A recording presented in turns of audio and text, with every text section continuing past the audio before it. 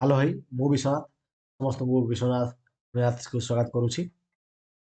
आज आम ए क्लास रे प्रॉफिट एंड लॉस रो प्रीवियस ईयर क्वेश्चन डिस्कशन करिबा। जो क्वेश्चन गुडी को ऑलरेडी ओ एसएससी सीजीएल रे पढ़ी तेणु केवल प्रॉफिट एंड लॉस नुहे आगु को चैप्टर वाइज क्लास आसीबो। तेणु चैप्टर वाइज आमे प्रीवियस ईयर क्वेश्चन डिस्कशन करिबा ओ एसएससी सीजीएल रो। तेणु ओडिशा सीजीएल रो ओडिशा एसएससी सीजीएल रो जेतिकी क्वेश्चन आसीची ताको आमे चैप्टर वाइज डिस्कशन करिबा। तेणु ए वीडियो रे आमे प्रॉफिट एंड लॉस रो जेतिकी क्वेश्चन आसीची ताको आमे सॉल्यूशन करिबा एवं क्विक सॉल्यूशन करिबा। माने क्वेश्चन को केमि तुए पूरा फटाफट सॉल्व करि परिबो से सॉल्यूशन आमे जानिबा। बुझिला ना कार किछि डाउट? तो चलो लेट न करके आमे क्लास को स्टार्ट करिबा। एवं देखो प्लेलिस्ट बना देछि हला प्लेलिस्ट दे देछि। प्लेलिस्ट ओइ दुटे पॉइंट देखो प्लेलिस्ट बना देछि। प्लेलिस्ट भितरे तुमे चैप्टर वाइज सबु चैप्टर गुडाकर प्रीवियस ईयर क्वेश्चन तुमे पाइजिवो। ता सहित टेलीग्राम मध्य रहिछि। टेलीग्राम रे मध्य जाकी समस्त जॉइन हेजिवो। टेलीग्राम रो मध्य तुमे ई करि परिबो कोन कहलो पीडीएफ डाउनलोड करि परिबो। जेति क्वेश्चन मु पढेबी प्रॉफिट एंड लॉस रो चैप्टर वाइज जेति क्वेश्चन रहिछि यार पीडीएफ को मु अपलोड कर देबी कोठे ना टेलीग्राम चैनल रे बोथ क्लास नोट ता सहित ए जो पीडीएफ तुम सेटा तुम डाउनलोड करके प्रिपेयर हे परिबो। ओके तो चलो देरी करबानी पूरा क्विक सॉल्यूशन ट्रिक कहबी। तुम आगर कोठे ट्रिक शिखिछ कि कॉन्सेप्ट शिखिछ ता अपेक्षा भलो टेक्निक कहबी एग्जाम रे क्वेश्चन को सॉल्व करिया क्लियर। देखो first question Odisha SSC CGL exam 2022 रे आस्तला जे a dealer bought a washing machine for 19100 आउ sold at a gain of 5%। Find its selling price. नो एठा हम पचाले कोन सेलिंग प्राइस केते हबो क्लियर। ओके तने मत गोटे जिनिस कह मत गोटे जिनिस को एठरे आकु 3-4 प्रकार करा जाय परिबो। तेणु पूरा बेसिक लेवल रो क्वेश्चन टा तेणु आमे एठे पूरा फटाफट आमे करि परिबो किछ कथा नै। देखो से देछि हमको 5% अधिक रे लाभ रे से बिकिछि सेलिंग प्राइस केते यदि कॉस्ट प्राइस होछि 19100 ता माने निश्चित भाव रे यार 1% हबो 191 ले 5% केते हबो असले 5 के 5 5 गुणा 45 5 गुणा 4 5 के 5 4 9 955 हे जिवो। ए 955 को एथरो मिसै दियो केते हे जिवो 9 1 10 9 1 9 1 10 9 कतन 2 20055 देखिल पूरा इजिली आहुरी मेथड अछि। 5% को फ्रैक्शन रे कन्वर्ट करि परिबो मल्टीपल ले भी करि परिबो। तुम देखिबो जे 5% होछि केते ना सर 1/20 ता मन निश्चित भाव रे 20 को 21 तेणु 21 यूनिट रो वैल्यू टा कोढा हबो जो संख्याटा बाहरिबो सेटा निश्चित भाव रे 21 रो मल्टीपल हबो। बुझिला जो संख्याटा बाहरिबो सेटा 21 रो मल्टीपल हबो। तेणु 21 रो मल्टीपल जो तुमे बाहर करिवो ताले भी बाहर जो बाहर करि परिबो। ओके ना बुझिलानी 21 रो मल्टीपल अनुसार बाहर करि परिबो किंतु एटा होछि बेस्ट मेथड एते किछि यात्रा दरकार नै। जो मेथड रे मल्टीपल यूज करिवो को मेथड को यूज करिवो मु कहबी। Dealer bought a washing machine एतिकी आउ ताको बिकिले 10% लाभ रे सेलिंग प्राइस केते 10% माने निश्चित भाव रे थो केते 1820 तो 1820 एथरे मिसै दियो 0 2 8 10 0 1 8 9 10 0 1 1 2 20020 ପାଇଁ ओके हमें unit digit last 2 digit last 3 digit first 1 digit first 2 digit एमितिरे भी हमें आंसर बाहर करि परिबा किंतु सेमिते लेवल क्वेश्चन एटा आसुन जोटा कि एसएससी सीजीएल आसे। देखो गोटे टेबल को 3420 टका रे बिकी पारिबो गोटे शॉपकीपर 10% लॉस हो गला केते टका बिकिले 10% लाभ हबो। देखो तापर ए जो 3420 टा 10% क्षति रे बिकिछि माने केते हेतिबो निश्चित भाव सार एटा हेतिबो हमर 90% हेतिबो। आमे बाहर करिया केते परसेंट रे वैल्यू ना सर 10% अधिक माने 110% रो वैल्यू बाहर करिया। तेणु 10 10 जो 0 0 कटिଯିବ निश्चित भाव एटा 9 रे कटिବ ଯଦି 9 ରେ कटिବ ହେଲା एते किछि यात्रा दरकार नै। तुमे देखिबो जे एटा 11 ର मल्टीपल होता दरकार तेणु एई भितर को संख्याटा 11 ର मल्टीपल तेणु देखो एइटा मते लागुଛି एइटा ହେଇଛି बोधे कारण 8 4 12 ଆଉ 1 ରୁ 12 ରୁ 1 ଗଲେ କେତେ 11 ତେଣु 11 11 ଛିଡ଼ିବ ତେଣୁ 4180 ହବ। चेक करदे आम देख 9 काटिले आकु केते हबो 9 काटिले 9 3 27 9 36 तो 9 3 37 है 4 3 7 72 9 8 72 9 0 0 तामने 11 0 0 11 8 88 8 खेले 8 11 3 33 8 3 11 41 ହେଲା ଦେଖିଲ 41 80 फास्ट ମୁଁ ଗଲି फास्ट ମୁଁ ତୁମକୁ ଦୁଇଟା ମେଥଡରେ କହିଲି ତୁମେ ଆଇଦର ଏମିତି କରିପାରିବ କିମ୍ବା ମଲ୍ଟିପଲ ମୁଁ ଦେଖିଲି ଯେ 3420 କୁ 3420 ବାଇ 90 ଇଣ୍ଟୁ 110 ତେଣୁ 0 0 କଟିଯିବ ତେଣୁ ଯୋଉ ସଂଖ୍ୟାଟା ହବ ସେଇଟା 11 ମଲ୍ଟିପୁଲ ହବ ମତେ ଲକ୍ଷ୍ୟ ପଇଲା ଯେ ଡାଇରେକ୍ଟ ଏଇ ଅପସନ ଉପରେ ଲକ୍ଷ୍ୟ ପଇଲା କୋଉଟା ଲାଷ୍ଟ ଅପସନରେ ତେଣୁ 11 ମଲ୍ଟିପୁଲ ଏଟା ହଉଛି କାରଣ 11 ମଲ୍ଟିପୁଲ କେମିତି ବାହାରିବ ଯଦି ଏତିକି ଦେଇଛି ଏଇଟା ଗୋଟେ ମିଶେଇବ ଏଇଟା ଗୋଟେ ମିଶେଇବ 8 4 12 12 ରୁ 1 ଗଲେ ହେଇଯିବ 11 ହେଲା 11 କିମ୍ବା 0 ହବା ଦରକାର ତେଣୁ 11 ହେଲା ଯଦି 11 ହେଲା ତେଣୁ ଏଇଟା 11 ଛିଡ଼ିବ ସେଥିପାଇଁ ଏଇଟା ଆମର ଆନ୍ସର ହେଇଯିବ ତେଣୁ ଏମିତି ମଲ୍ଟିପୁଲ ମେଥଡ ବି ୟୁଜ କରିକି ତୁମେ ଆନ୍ସର ବାହାର କରିପାରିବ ଆମର କାମ ହଉଛି ଆମେ ଆନ୍ସର ବାହାର କରିବା ଏକ୍ସାମିନର କ'ଣ ଦେଖିବ ଯେ ତୁମେ କେମିତି ସଲ୍ଭ କରିଛ ସେଇଟା ମ୍ୟାଟର ନାହିଁ ଆମର ମେନ୍ ଜିନିଷ ହେଲା ଯେ ତୁମେ ଠିକ ଅପସନ କରେକ୍ଟ କରିକି ଆସିବାର ଅଛି ନେକ୍ସଟ ଦେଖ ଗୋଟେ ଡିଲରଟେ ଗୋଟେ ୱାସିଂ ମେସିନ୍ କିଣିଲା 18,600 ଏବଂ ତାକୁ 30% ଲାଭରେ ବିକିଲା ସେଲିଂ ପ୍ରାଇସ୍ କେତେ ଦେଖ 30% 10% ହଉଛି କେତେ 1860 30% ମାନେ ଆଗ 3 ରେ ଗୁଣିବ କ୍ଲିୟର କିମ୍ବା ଦେଖ 186 ଦୁଇଟା ଶୂନ ଗୁଣ କେତେ 30% ଏମିତି ତମେ ଲେଖୁଛ ନାହିଁ ତାପରେ ତୁମେ ଏମିତି ନର୍ମାଲ ମେଥଡ କେମିତି କରିବ ନା ସାର୍ 18,600 ବାଇ ହଉଛି ଇଏ 100% ଭ୍ୟାଲୁ ଆମକୁ 130% ଭ୍ୟାଲୁ ବାହାର କରିବାକୁ ପଡିବ ନା ନାହିଁ ତମେ ଏମିତି କରୁଛ କିନ୍ତୁ ତମେ କେମିତି କରିବ ଜାଣିଛ ଏମିତି କରିବ ଡାଇରେକ୍ଟ ଦେଖିବ ଯେ ହେଲା ଦେଖ ଏଇ ପରସେଣ୍ଟକୁ ଏ ଦୁଇଟା ଶୂନ କଟିଯିବ କରୁଛ ନାହିଁ ଯେମିତି ଏଇ ଦୁଇଟା ଶୂନ କଟି ଯାଉଛି ଠିକ ସେମିତି ଏଇ 186 ଗୁଣ 30 ଡାଇରେକ୍ଟ ଲେଖିବ ବୁଝିଲା 186 ଗୁଣ 30 ତୁମେ ଡାଇରେକ୍ଟ ଲେଖିବ ଡାଇରେକ୍ଟ ଲେଖିଲା ପରେ ତୁମେ 186 କେତେରେ 30 ତୁମେ କିଛି ଭୁଲ କରିଦେବେ 186 ଗୁଣ 30 ନୁହଁରେ ହଁ 30 ଇଏ କରିବ 30 କଲେ ସିଏ 30% ଭ୍ୟାଲୁ ବାହାରିବ ତ 30% ଭ୍ୟାଲୁ ବାହାରିଲେ ଏଥିରେ ମିଶେଇ ଦେଲେ 130% ଭ୍ୟାଲୁ ବାହାରିବ ତାହେଲେ ତୁମେ କ'ଣ କରିବ ନା ସେଇ 186 ତାପରେ 130 ତୁମେ 130 କ'ଣ କରିବ ଗୁଣିଦେବ ବୁଝିଲା ଦେଖ ମେଥଡ ଅନେକ ଯୋଉଥିରେ ତୁମେ କରିପାରିବ ସେଥିପାଇଁ ବେସିକ ମେଥଡ କରୁଛ କର କିଛି କଥା ନାହିଁ ଦେଖ ମୁଁ କହିଦେଉଛି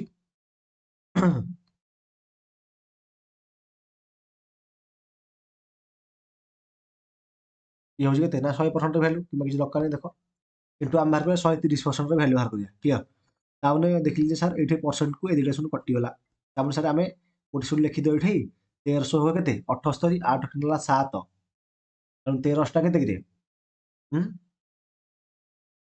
13 ହଉଛି ଆମର 104 104 ହେଲେ କେତେ ଆଉ ଦେଖ ଶୂନ ରହିଲା 1378 କେତେ 1378 8 ହେଲା 7 ତାପରେ 13 104 104 7 କେତେ 4 11 111 111 ହେଲେ ପୁଣି ରହିଲା କେତେ 11 ରହିବ 13 13 11 କେତେ ନା 24 24,180 ତେଣୁ ଯଦି ପରୀକ୍ଷା ତୁମକୁ ଆସୁଥିବ ତାହେଲେ ତୁମେ ଆହୁରି ଫଟାଫଟ କରିପାରିବ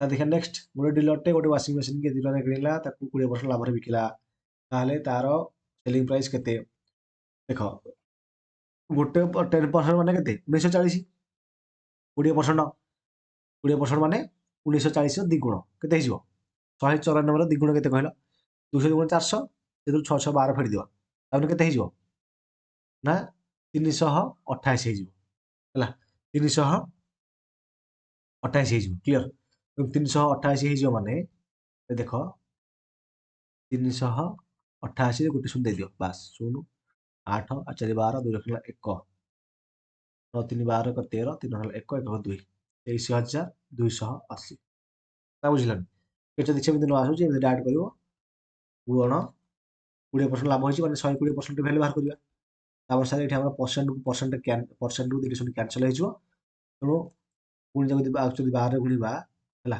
ଗୋଟେ ଶୂନ ଦେଇଦିଅ 12 ଚଉକୁ 48 8 ହେଲା 4 12 ନୂଆ 108 12 ନୂଆ 108 4 କେତେ 112 2 ଲକ୍ଷ ହେଲା 1 ଯୋଉ 12 ହେଲେ 11 12 କେ 12 11 23 23,280 ତେଣୁ ତୁମେ ଯେମିତି କରିପାରିବ ନା ବେସିକ୍ କ୍ୱେଶ୍ଚିନ୍ ଗୁଡ଼ାକ ଆସିଛି ଦେଖିବା ଗୋଟେ ଟେବୁଲଟାକୁ 4140 ଟଙ୍କାରେ ବିକିବାରୁ ଗୋଟେ ଦୋକାନୀ 10% ଲସ୍ କଲା କେତେ ଟଙ୍କା ବିକିଲେ 10% ଲାଭ ହବ।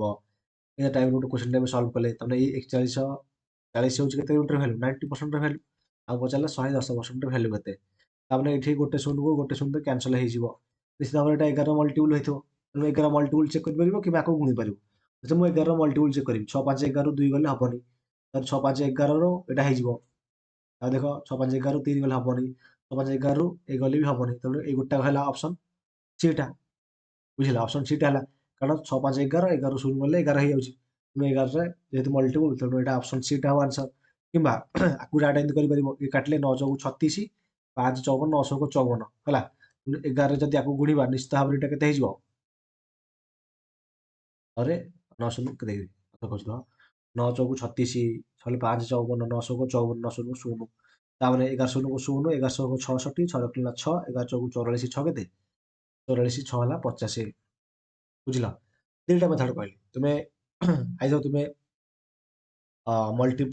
ମଲ୍ଟିପୁଲ ଆପ୍ଲାଏ କରି କର କିମ୍ବା ଏମିତି କର। ଏଟା ହେଲା ବେସିକ୍ ମେଥଡ। ଆଉ କେମିତି ସ୍ମାର୍ଟ ଆପ୍ରୋଚରେ କରି ତା ମଲ୍ଟିପୁଲ ଅପସନ୍ ଦେଖିକି କରିଦବ କିଛି ଗୁଣିବାକୁ ବି ପଡିବନି। ତାପରେ ଗୋଟେ ୱାସିଂ ମେସିନଟାକୁ 19,300 ଟଙ୍କାରେ କିଣା ହେଲା ସେଇଥିରେ ତାକୁ 15% ଲାଭରେ ବିକା ହେଲା ସେଲିଂ ପ୍ରାଇସ୍ କେତେ। ତାର ନିଶ୍ଚିତ ଭାବରେ ଆକୁ ଦୁଇ ପ୍ରକାର କରିପାରିବ ଦୁଇ ପ୍ରକାର ନୁହଁ କେତେ ପ୍ରକାର ବି କରିପାରିବ। ଆମେ ବାହାର କରିବା 193 2 ଶୂନ ଗୁଣ 115% ଆମେ ବାହାର କରିବା ନା ନାହିଁ। କିମ୍ବା ଆକୁ ଯଦି ତୁମେ 15% ଲେଖିବ 15/100 ଲେଖିଲେ ବି କେତେ ହେଇଯିବ 3/20 ତାମାନେ 23/20 ଏପଟେ ଇଣ୍ଟୁ 1300 ଏମିତି ବି କଲେ ବି ହବ। ବୁଝିଲା ମାନେ ମେଥଡ ଅନେକ ଅଛି ତୁମେ ଯୋଉଥିରେ କରିପାରିବ କିଛି କଥା ନାହିଁ। କିମ୍ବା 23ରେ ମଲ୍ଟିପୁଲ ବାହାର କଲେ ବି କରିପାରିବ କିନ୍ତୁ ବେଶୀ ହାର୍ଡ ହେଇଯିବ ତେଣୁ ଏତେ କିଛି ଜାଣିବା ଦରକାର ନାହିଁ। ଆମେ ଡାଟା ଏଇଥିରେ କରିବା ଦେଖ ପରସେଣ୍ଟକୁ ଆମର ଏଠି ଦୁଇଟା ଶୂନ କଟିଗଲା। ୟୁନିଟ୍ ଦେଖିଲି 5 15 ହବନି ଦେଖ ତାହେଲେ 5 15 5 ହେଲା 1 5 9 45 1 46 6 ରଖିଲା 1 5 9 45 1 46 6 ରଖିଲା 4 ନା 5 5 9 ତାମାନେ ଇଏ ହେଇଯିବ କେତେ 1ରେ ଗୁଣିଲେ ଇଏ 193 ହେଇଯିବ ଇଏ ବି 193 ହେଇଯିବ। କ୍ଲିୟର ତାହେଲେ 5 6 3 9 9 9 18 3 3 11 1 ହେଲା 2 9 1 10 2 12 ଓକେ 2 ହେଲା 1 2 22,195 ଗୋଟେ ଅଛି ଏଠି ବୁଝିଲ ବୁଝିଲ ନା 22,195 ହେଲା।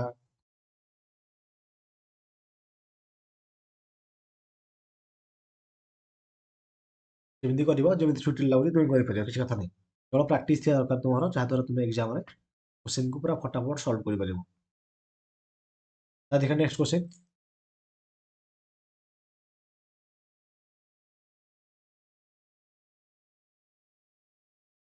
ୱାସିଂ ମେସିନ୍ର ଦାମ ହେଉଛି 19,500 ଟଙ୍କା।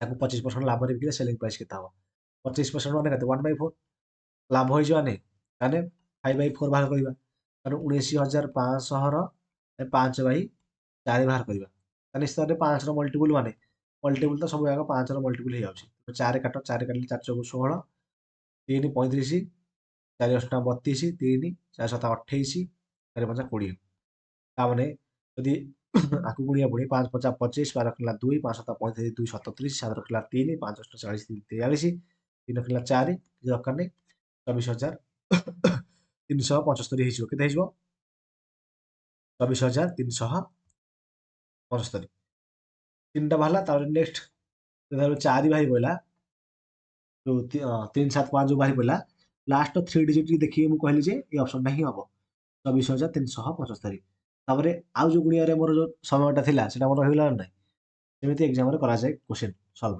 ଓକେ। ନର୍ମାଲ ଦେଖ ଗୋଟେ ଟେବୁଲଟାକୁ 3840 ଟଙ୍କାରେ ବିକାଗଲା ଲସ୍ ହେଇଯାଇଛି 20% କେତେ ଟଙ୍କାରେ ବିକିଲେ ତାର 20% ଲାଭ ହବ କେତେ ଏଇଟା ହେଉଛି 1/5 20% ଲସ୍ ମାନେ 4/5 ହେଇଯିବ ତାହେଲେ କେତେ ଟଙ୍କାରେ ବିକିଲେ ଦେଇଛି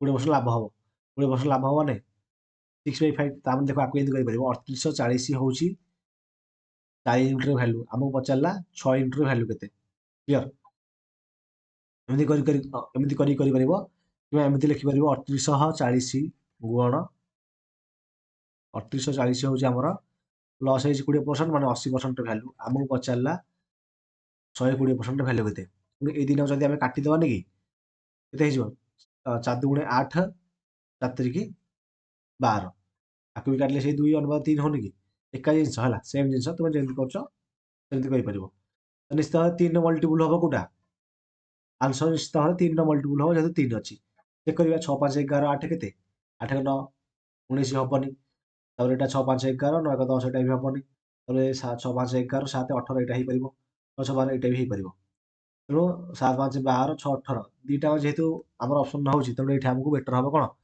ଆମେ ଏଇଠି ହଳିଦବା 2 କେ 2 218 ଯୋଉ 218 କଣ 2 18 ତାପରେ 2 ଦୁଗୁଣେ 4 2 ଶୂନ 0 19 20 ର 2 ଗୁଣ କେତେ ହେଇଯିବ ଆଁ ଭୁଲ ହେଇଗଲା ବାପା କିଛି ଭୁଲ ହେଇଗଲା ନହେଲେ ଆଇଦର ଅପସନ ଗୁଡାକ ଭୁଲ ଅଛି ଅପସନ ଗୁଡାକ ଭୁଲ ଅଛି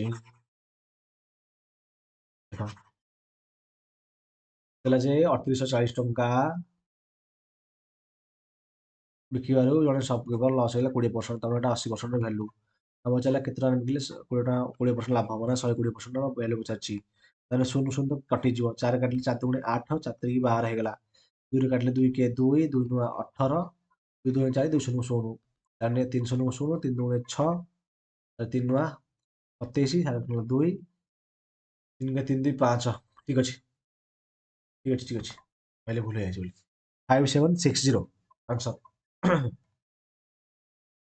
10 ନମ୍ବର ଗୋଟେ ଡିଲର ଗୋଟେ ମେସିନଟାକୁ ଆଣିଲି ୱାସିଂ ମେସିନକୁ 18,800ରେ ତାକୁ 40% ଲାଭରେ ବିକିଲେ ସେଲିଂ ପ୍ରାଇସ୍ କେତେ 40% ମାନେ କେତେ ନା ସାର୍ 2/5 ଲାଭ ମାନେ +2 କରିବା ତାମାନେ କେତେ ନା ସାର୍ 5 7/5 ବାହାର କରିବା ତାମାନେ ଏଇ 18,800ର 7/5 ବାହାର କରିବା ନିଶ୍ଚିତ ଭାବରେ ଏଟା 7ର ମଲ୍ଟିପୁଲ ହବ ଯଦି ନ ଜାଣି ପାରୁଛ ଏମିତି କର 5 3 15 38 5 7 35 30 ହେଲା 530 5 0 ତାମାନେ 7 0 7 42 2 ଟଙ୍କା 4 7 7 49 4 53 ହେଲା 26,320 ରହିଲା 3 ବାହାରି ପଇଲା 3 ବାହାରି ପଇଲା ତାପରେ ଆଉ ବାହାର କରିବା ତାପରେ ଆଉ କିଛି ହିସାବ କରିବା ଦରକାର ନାହିଁ ଆମେ ଲାଷ୍ଟ 3 ଡିଜିଟରୁ ହିଁ ଆମେ ଆନ୍ସର ବାହାର କରିଦେଲେ ବୁଝିଲା 26,320 ବାକି ବି ଅଲଗା ପ୍ରକାର ମେଥଡରେ ଅଛି ଯେମିତିକି 18,800 ଗୁଣ ତାର ବାହାର କରିବା ଆମେ କେତେ 140% ପରସେଣ୍ଟକୁ 2ଟା ଶୂନ କଟିଯିବ 14 ଆକୁ ଗୁଣିବ ଗୁଣୁଥିବ ତୁମକୁ ଯୋଉଟା ସୁଇଟେବଲ ହଉଛି ସେଇଟା କର ଏଇଟା ବେଟର ମେଥଡ ଏଥିରେ କରିଦବ କୋଉ କୋଶ୍ଚିନ୍କୁ କୋଉ ମେଥଡ ଦରକାର ଏଟା ତୁମେ ଜାଣିବା ଦରକାର କେମିତି ଜାଣିବ ନା ପ୍ରାକ୍ଟିସ ହେଲା ପରେ ଜାଣିବ এই କୋଶ୍ଚିନ୍ଟା ଆଇ ଥିଙ୍କ ରିପିଟ୍ ହେଇଯାଉ ଥରେ ହେଲା 24,320 ହବ ଏଟା ତାର ଦେଖିବା ନେକ୍ସଟ ଗୋଟେ ମନିଟରଟାକୁ ଗୋଟେ ପର୍ସନାଲ କମ୍ପ୍ୟୁଟର ମନିଟରଟାକୁ 22,500 ଟଙ୍କାରେ କିଣାଗଲା ତାକୁ 15,750 ଟଙ୍କାରେ ବିକାଗଲା ତାହେଲେ ଲସ୍ ପରସେଣ୍ଟେଜ କେତେ ଦେଖ ଆକୁ ଦି ପ୍ରକାର କରିପାରିବ ଆର ରେସିଓ ବାହାର କରି କରିପାରିବ କିମ୍ବା ନର୍ମାଲି ବି କରିପାରିବ ତେବେ ପ୍ରଥମେ 15,750 ଯଦି ଆମେ ଫେଡ଼ିଦେବା କେତେ ହେଇଯିବ ଆକୁ ପାଟିରେ କରିପାରିବ ମୁଁ ଜଷ୍ଟ ନର୍ମାଲି ତୁମକୁ ବୁଝିବା ପାଇଁ କହୁଛି ଏଠି ହେଲା ଶୂନ ଲେଖିବ 10ରୁ 5 ଗଲେ 5 14ରୁ 7 ଗଲେ 7 11ରୁ 5 ଗଲେ କେତେ 6 5 11 6 1 କିଛି ତ ଭୁଲ କଲି 16,000 କେତେ ହେଇଯିବ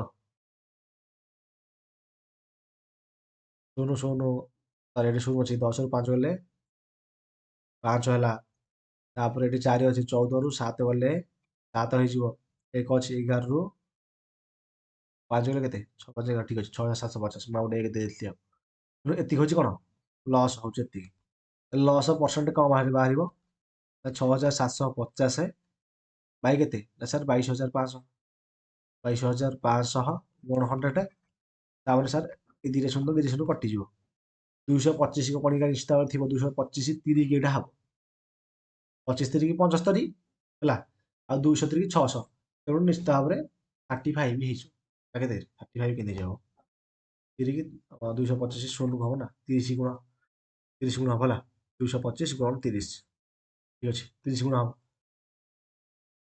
ମନେ ହେଲା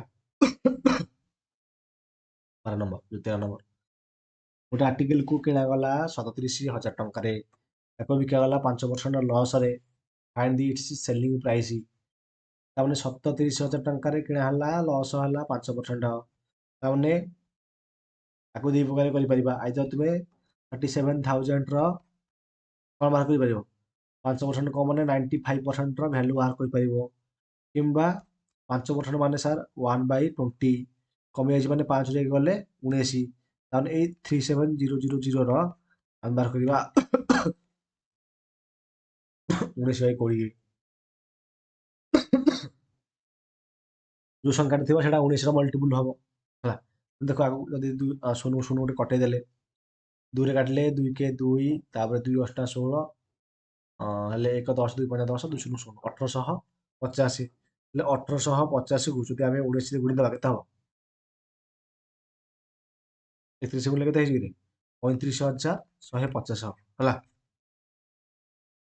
35,150 ହବ। ନିଜେ ଗୁଣିଦବ 19 ଶୂନ ତାପରେ 19 ପଞ୍ଚା 95 ହେଲା 5 ରଖିଦେବା 9 ତାପରେ 19 ଅଷ୍ଟା 152 9 2 11 150 ହେଇଗଲା। 3 ଟା ଦେଇଛି ତାପରେ 19 35 ନା କାରେ ସେଟା ବୁଝିପାରୁଛ ନା ଯେ ଦେଖ 1850 ମାନଙ୍କର 19 ରେ ଗୁଣିବି ହେଲା 19 ରେ ଗୁଣିବି ମନେକର 19 ଶୂନ ଶୂନ 19 ପଞ୍ଚା 95 5 ରଖିଲା 9 ତାପରେ ମୁଁ କହିଲି ଯେ 19 ଅଷ୍ଟା କେତେ 152 152 କୁ 9 ମିଶେଇଲେ କେତେ 152 ରେ 9 ମିଶେଇଲେ 9 2 11 161 ହେଇଯିବ 1 ରଖିଲା 16 19 କି 19 16 କେତେ 9 15 35 ବୁଝିପାରୁଛ ନା ଏତିକି ହେଲା ଜିନିଷ ଆଉ ନହେଲେ କିଛି ନାହିଁ ପଢିକି ଆସୁଥିବ ପୁରା ଫଟାଫଟ ତମେ ସଲ୍ଭ କରିପାରିବ ହେଲା ମିନିମମ୍ 25 ଯାଏଁ ପଢିକି ମନେ ରଖ ନହେଲେ ପାରିବନି ସଲ୍ଭ କରି ସେକେଣ୍ଡରେ an article is bought for 27,000 ଆଉ sold କରାହେଲା 10-20% ଲସ୍ରେ ସେଲିଂ ପ୍ରାଇସ୍ କେତେ ତା ମାନେ 20% ଲସ୍ ମାନେ 80% ଭ୍ୟାଲୁ ହେଇଥିବ ନା କଣ 80% ଭ୍ୟାଲୁ ହେଲା ତାହେଲେ ଦେଖ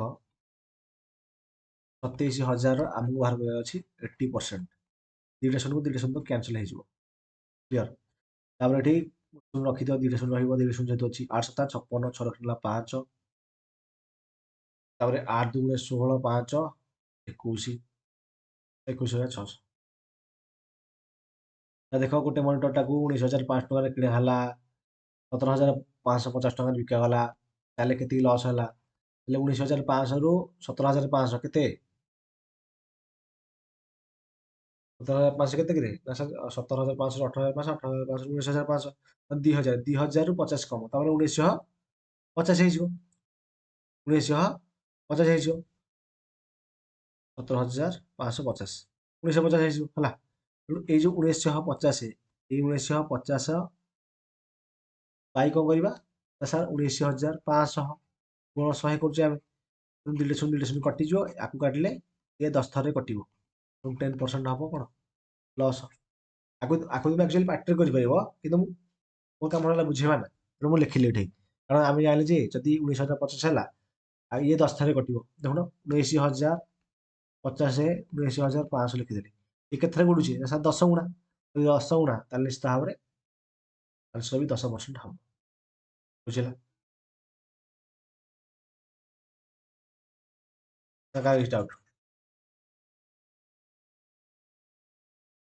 ଶୁଣ ଦେଖ ଗୋଟେ ମନିଟର ପର୍ସନାଲ କମ୍ପ୍ୟୁଟର ତାକୁ କିଣା ହେଲା 18,000 ଟଙ୍କାରେ ତାକୁ ବିକା ହେଲା 14,400 ଟଙ୍କାରେ ତାପରେ ଦେଖ 15 ହେଲେ 16 17 18 3,600 3,600 ହେଲେ ପ୍ଲସ୍ ପରସେଣ୍ଟେଜ କେତେ 3,600 କେତେ ଗୁଣ ହବ ନା 5 ଗୁଣ ହବ କାହିଁକି ନା 5 ଗୁଣ 4 ଗୁଣ 30 16 3 5 3 15 18 5 ଗୁଣ ହବ ଯଦି 5 ଗୁଣ ହେଲା ନିଶ୍ଚିତ ଭାବରେ ଏଇଟା ହବ ଲସ୍ ପରସେଣ୍ଟେଜ ତେଣୁ 36/18,000 ହବ ନା ଅଧିକ ହବ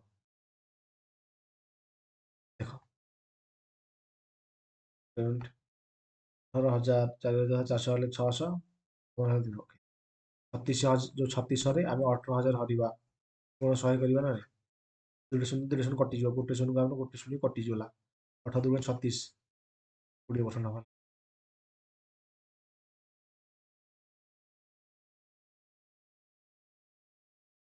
ଗୋଟେ ଆର୍ଟିକଲକୁ 50,000 ଟଙ୍କା କିଣା ହେଲା ଲସ୍ ହେଲା 35% ସେଲିଂ ପ୍ରାଇସ୍ କେତେ ଆମେ ଏଇ 49,000 ଆମେ 35% ଲସ୍ ହେଇଛି ମାନେ 65% ଭ୍ୟାଲୁ ବାହାର କରିବା ତେଣୁ ପରସେଣ୍ଟକୁ ଦୁଇଟା ଶୂନ କଟିଯିବ 65 ରେ ଗୁଣିଲେ 65 ଶୂନକୁ 65 ଶୂନ ଓକେ ତାପରେ ଯଦି ନ ଜାଣିପାରୁଛୁ ଡାଇରେକ୍ଟ 49 କୁ ଆମେ ଗୁଣିବା। 5 9 45, 5 ହେଲା 4, 5 20 4 24, 6 9 36, 6 ହେଲା 3, 6 ଚଉକୁ 24, 3 36, 5 6 10 ହେଲା 1, 2 9 10 ହେଲା 1, 5 6 10 0 ହେଲା 1, 7 9 10 ହେଲା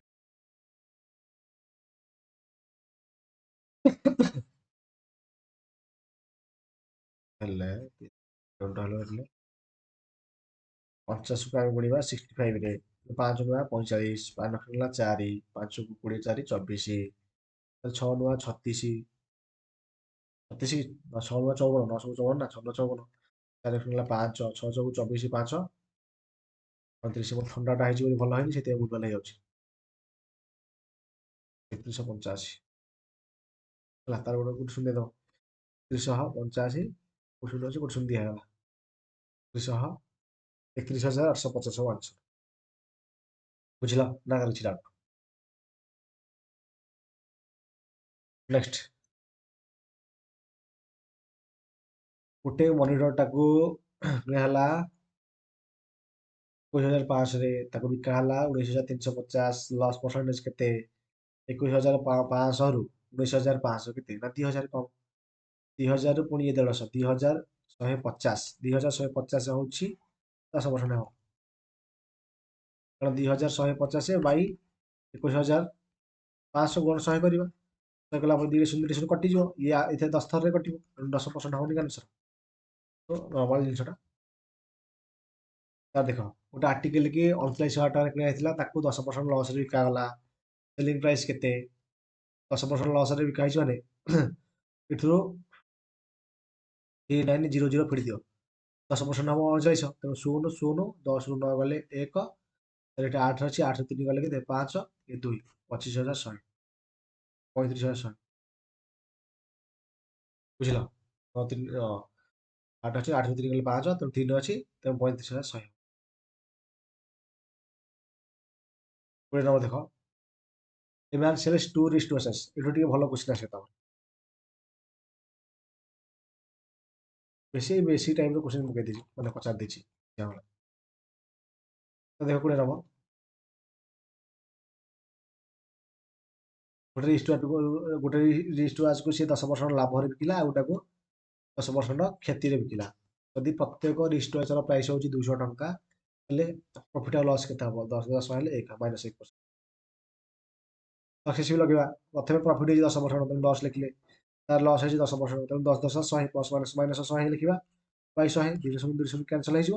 ଇଏ 10କୁ 10 କ୍ୟାନସଲ୍ ହେଲା, ତାହେଲେ ମାଇନସ୍ 1 ହେଲା। -1 ମାନେ କ'ଣ? 1% ଲସ୍ ହେବ। ବୁଝିଲ? ତେଣୁ ଆରାମସେ ବୁଝିପାରୁଥିବ ସମସ୍ତେ।